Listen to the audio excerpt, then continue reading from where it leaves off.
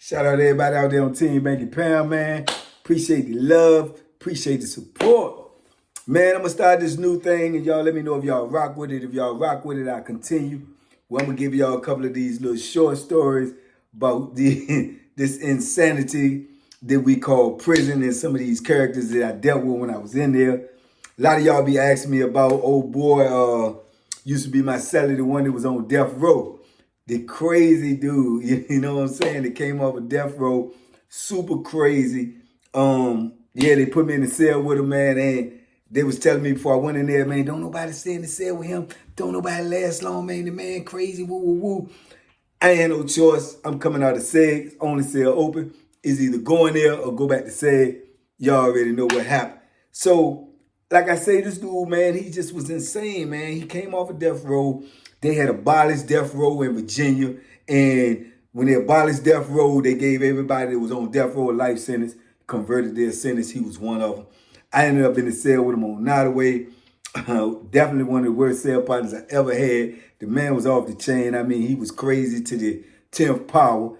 He used to just make up his own words, come up with crazy words like insufficient. You know, what I'm saying is that trying to sound smart. I'm like, what would you just say?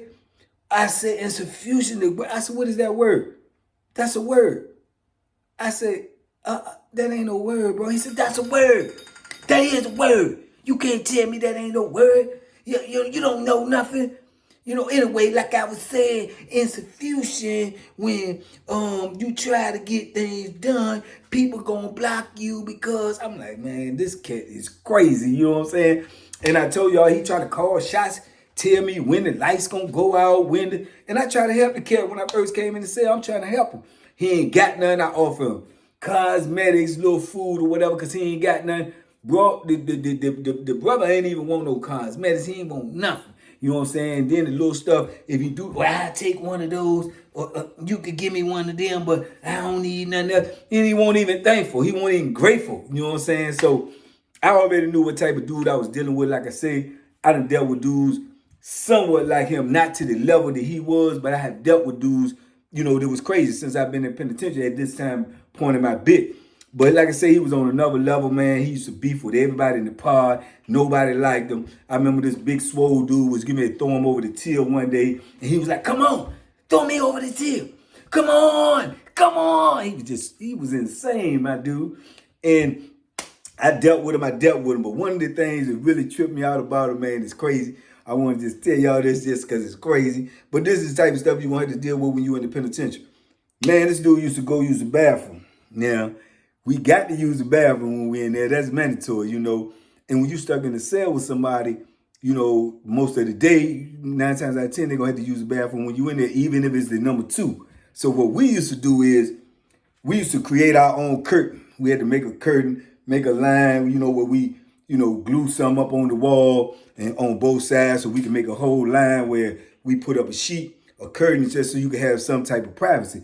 You know, even though we locked up and they don't care nothing about our privacy, we try to, you know, respect each other when we're in the cell. That's just normal. So my dude used to take and put the curtain up.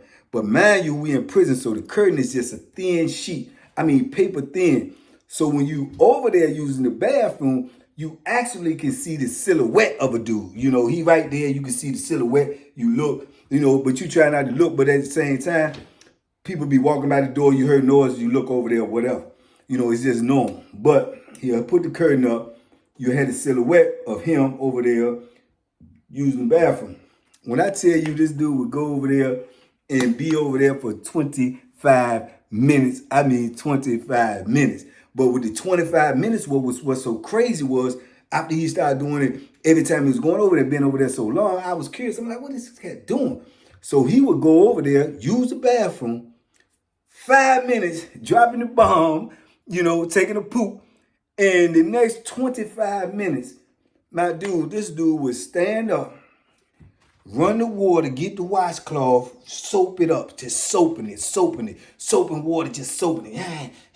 5 minutes, get all this stuff. And he would stand in the middle of the floor and squat down and just start scrubbing himself from the back, just scrubbing. Get up, go back over there, rinse it, wash it, go back, scrubbing. And I'm looking and I can see the silhouette of this dude. I'm like, man, this cat is crazy. You know what I'm saying? Then when he do that twice, then he'll turn around and start doing it from the front, just scrubbing, scrubbing, scrubbing. And then he'll go back, soap up all the stuff, and come back and do the same. I'm like, man, this is insane, man. But that's what prison is. You meet insane dudes. And then one day he was over there doing it. I don't know, like, if he felt like I'm over there on the other side, like I could see him or something, because he's scrubbing, then he stopped, and he's standing up, and he said, and I can see him through the silhouette. He just looking like if he could see me. I'm thinking if I could see him through the silhouette, maybe he could see my silhouette. So he like, and just stop. Just start back scrubbing, man. I'm telling you, you can't make this stuff up, man. Prison is insane, my dudes. I'm telling you, and you meet people like this all the time, man. And he just was one of them that I met, man, that I just had the unfortunate of living with. You know, he told me all types of crazy stories. I told y'all before, he told me when he was young, you know, he raped his little sister. He was the person who took his little sister virginity, both sisters, if I remember correctly. Man, he told me when he was on the run, he was out there and he was running away from the police the night that he did his crime. He took a house, he took a car, he went and broke in the house.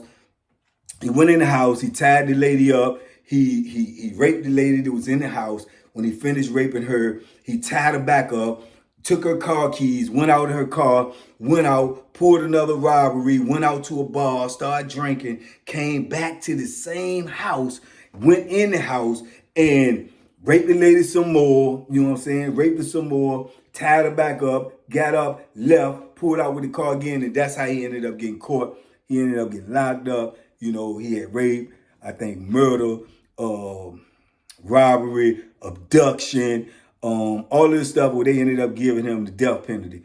And he ended up staying on death row at the time that I met him. I think he had been on death row for like 20-some years before they converted, you know, death row in Virginia they abolished it.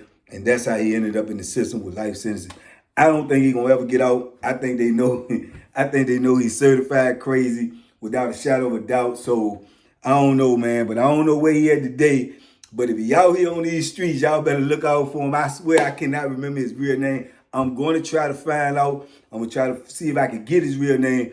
But this is a real dude, real character, real dude from the prison. Real stuff happens, man. And dude was insane.